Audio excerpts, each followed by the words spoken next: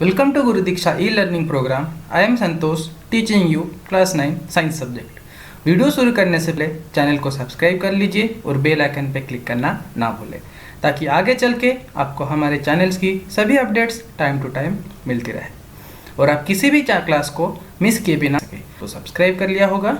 So without wasting time let's begin. So guys, previous class में हम लोग बात किए थे dissolving a solid in liquid means diffusion के बारे में। सो आज हम लोग कंटिन्यू करेंगे mixing of two gases means के टू गैसेस का डिफ्यूजन कैसे होता है उस बारे में हम लोग डिटेल में बात करेंगे। सो अलग अलग गैसेस मीन्स के दो अलग अलग गैस के पार्टिकल्स आपस में कैसे मिलते हैं वो हम लोग देखते हैं। सो आप लोग अगर कि कॉर्नर में अगर एक अगरबत्ती तो वो कुछ ही देर में पूरे रूम को अपने महका देता है। सो कुछ इस प्रकार से दो गैस का आपस में मिल जाता है मीन्स कि उसका अगरबत्ती का फ्रेग्रेंस मीन्स कि अगरबत्ती का महक और हमारा एयर वो दोनों आपस में मिल जाते हैं। वो कैसे मिलते हैं?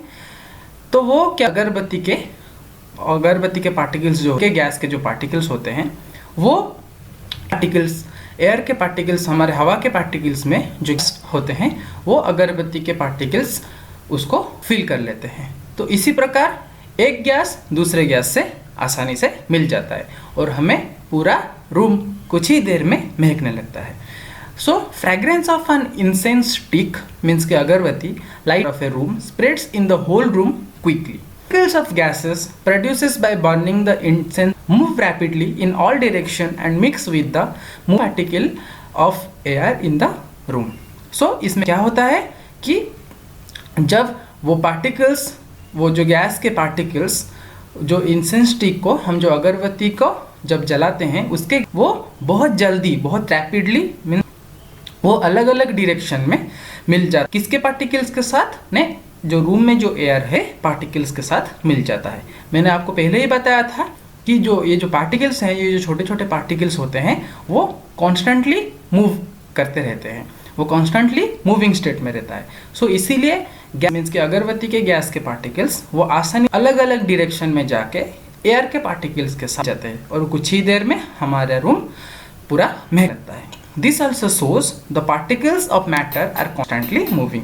तो हमें इस बात से आसानी से पता चल जाता है कि जो पार्टिकल्स होते हैं मैटर के अंदर जो छोटे छोटे पार्टिकल्स होते हैं वो कॉन्स्टेंटली मूविंग। तो आप लोग यहाँ पे देख सकते होंगे कैसे यहाँ पे एयर में ये गैसेस कैसे मिल जाते हैं।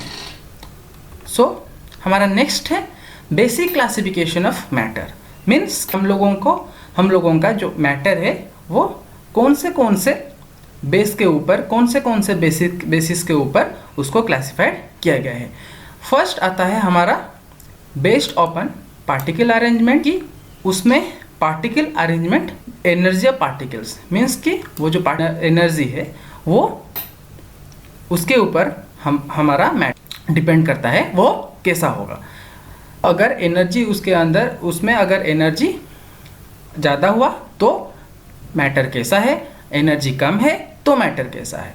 देन हमारा आता है based upon distance between particles. Then हमारा आता है क्या ना पार्टिकल्स के अंदर जो डिस्टेंस है मीन्स के गैप है में भी हमारा मैटर को क्लासीफाई। सो इसी प्रकार हम लोगों को तीन टाइप्स ऑफ मैटर मिलते हैं। एक है solid, another one is liquid and the last one is gas, जिसमें कि आप लोग पार्टिकल्स का अरेंजमेंट देख सकते हैं। सॉलिड में ये जो छोटे छोटे जो पार्टिकल्स है वो पूरा क्लोजली पैक्ड रहते हैं और लिक्विड में से सॉलिड के मुकाबले वो थोड़ा डिस्टेंस में रहते हैं और गैस में आप लोगों को पता ही हो पार्टिकल्स आपस में बहुत डिस्टेंस में रहते हैं। नेक्स्ट देन हमारा आता है basic difference between solid liquid and. तो क्या है सॉलिड में पहला पॉइंट आता है constituent particles are very closely packed. जैसे कि आप लोगों ने पिछले वाले डायग्राम में देखा कि ये जो होते हैं वो पूरा क्लोजली पैक पूरा लगे हुए रहते हैं, इसलिए हमें सॉलिड एक ठोस की तरह दिखता है मीन्स का इसका एक पर्टिकुलर रहता है। देन लिक्विड में हमारा आता है constituent particles are less closely packed. ये सॉलिड के मुकाबले लिक्विड में ये जो पार्टिकल्स है वो लेस क्लोजली पैक रहते हैं, एंड गैस में constituent part from each other. इन दोनों के मुकाबले गैस में जो पार्टिकल्स होते हैं वो अपने आप से कुछ मतलब बहुत गैप्स मेंटेन करके रखते हैं, इसीलिए यहाँ पे वो पार्टिकल्स बहुत ज़्यादा ही अपार्ट फ्रॉम ईच अदर रहते हैं, far apart from each other ही रहते हैं। ओके, देन सॉलिड का नेक्स्ट पॉइंट है force of attraction very strong. इसमें जो फोर्स ऑफ अट्रैक्शन होता है वो कुछ ज़्यादा ही स्ट्रॉन्ग होता है, इसीलिए ही हम लोग सॉलिड को एक पर्टिकुलर शेप में देखते हैं। एंड लिक्विड में force of attraction between particles is less strong. Liquid में सॉलिड के मुकाबले फोर्स ऑफ अट्रैक्शन बहुत कम रहता है, इसीलिए वो हमेशा फैलते हुए रहता है। मीन्स कि हम अगर किसी लिक्विड को किसी भी कंटेनर वो फैल के उसी का ही शेप ले लेगा। Then force of attraction between particles is negligible. इसमें जो फोर्स ऑफ अट्रैक्शन वो ना के बराबर रहता है, इसीलिए हम लोग इसको कहीं पे भी मतलब पैक करके नहीं रख सकते, मीन्स कि इसको हम पर्टिकुलर शेप नहीं दे सकते गैस को। Okay, next kinetic energy between particles is very less. अच्छा, यहाँ पे और एक टर्म आता है एनर्जी, जो कि काइनेटिक एनर्जी के बारे में हम लोग आगे में कवर करेंगे, वो भी डिटेल में। अभी फिलहाल के नॉलेज के लिए बता दे रहा हूँ कि दो टाइप के एनर्जी होते हैं, एक होता है potential energy and another is kinetic energy. तो पोटेंशियल एनर्जी से कहते हैं अगर एक बॉडी रेस्ट में है यानी कि वो मूव नहीं कर रहा है तो उसके अंदर जो एनर्जी होगा उसको हम लोग काइनेटिक एनर्जी बोलेंगे। सो उसके ऑपोजिट अगर एक बॉडी वो मूव कर रहा है तो उसके अंदर जो एनर्जी होगा हम लोग काइनेटिक एनर्जी बोलेंगे। सॉलिड में काइनेटिक एनर्जी बहुत ही कम होता है उसमें जो पार्टिकल्स होते हैं, इसीलिए वो जो पार्टिकल्स है सॉलिड के अंदर जो पार्टिकल्स होते हैं उसमें ज़्यादा काइनेटिक एनर्जी ना होने के कारण वो ज़्यादा दूर तक नहीं जा सकते, इसीलिए वो एक ठोस की तरह बिहेव करते हैं, उसका एक पर्टिकुलर शेप रहता है। वही liquid in particles is more than that in solids.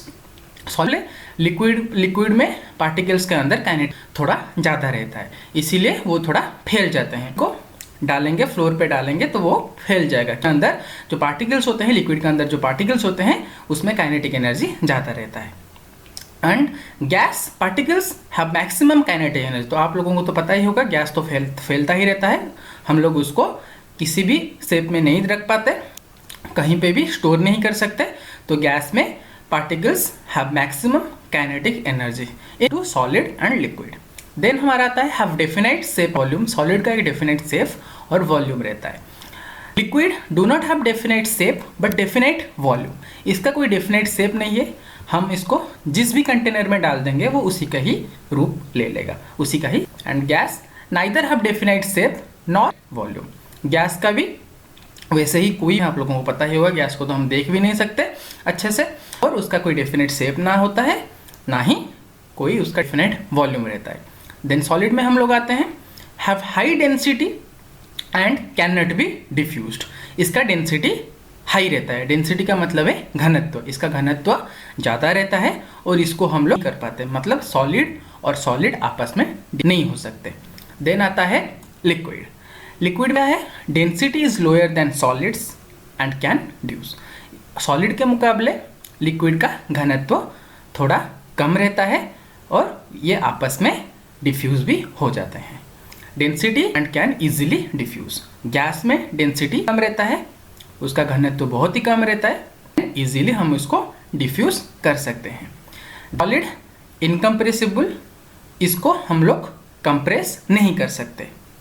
Liquid में ऑलमोस्ट इनकम्प्रेसिबल, मतलब इसको थोड़ा बहुत कंप्रेस हम कर सकते हैं।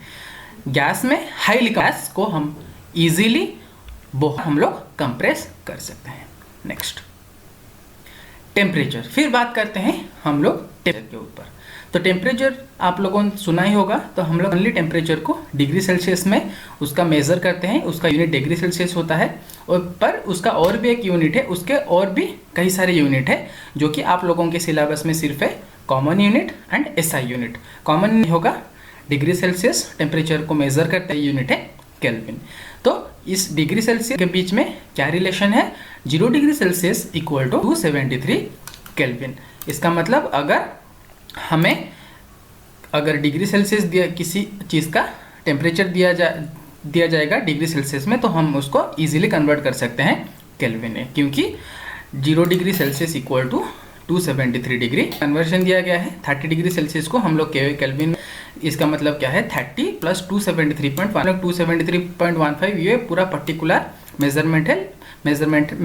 इसको स्कूल में 273 भी ले सकते हैं, इसमें कोई दिक्कत नहीं है। तो 30 डिग्री में 30 हम लोग 273 ऐड करेंगे तो ये हो जाएगा 303.15 केल्विन। या फिर हम इसको 303 केल्विन भी लिख सकते हैं, या फिर 0.515 भी लिख के हम इसको 303.15 केल्विन भी लिख सकते हैं। जो भी आप लिखना चाहें लिख सकते हैं, 273 ले सकते हैं या फिर हम इसको 5 भी ले सकते हैं। Okay, next then of matter. अच्छा, मैटर को एक स्टेट से दूसरे स्टेट में भी कन्वर्ट कर सकते, वो कैसे? Physical states of matter can be interconverted to each other by following 2 ways. हम लोग 2 वेज में मैटर को आपस में कन्वर्ट कर सकते हैं, by changing the temperature and by changing the pressure. एक तो हम लोग उसको टेम्परेचर का चेंज मैटर कन्वर्ट हो जाएगा, सॉलिड होगा तो लिक्विड हो जाएगा, लिक्विड होगा तो गैस हो जाएगा, गैस होगा तो सॉलिड हो जाएगा, वो लोग हम आगे देखेंगे। और बाय चेंजिंग द प्रेशर के चेंज करने से हम लोगों का मैटर में भी चेंजेस आ जाएगा। तो अगली क्लास की अपडेट्स पाने के लिए सब्सक्राइब करना ना भूलें और बेल आइकन दबाना ना भूलें। आगे हमारी जो भी क्लासेस आएँ उसकी नोटिफिकेशंस आपको मिल सके। लाइक, शेयर और कमेंट करके हम बताइए कि आपको आज की क्लास कैसी लगी, और आप अपने सभी डाउट्स इस टॉपिक से रिलेटेड कमेंट सेक्शन में जाके पूछ सकते हैं। So I am Santosh, signing off for today.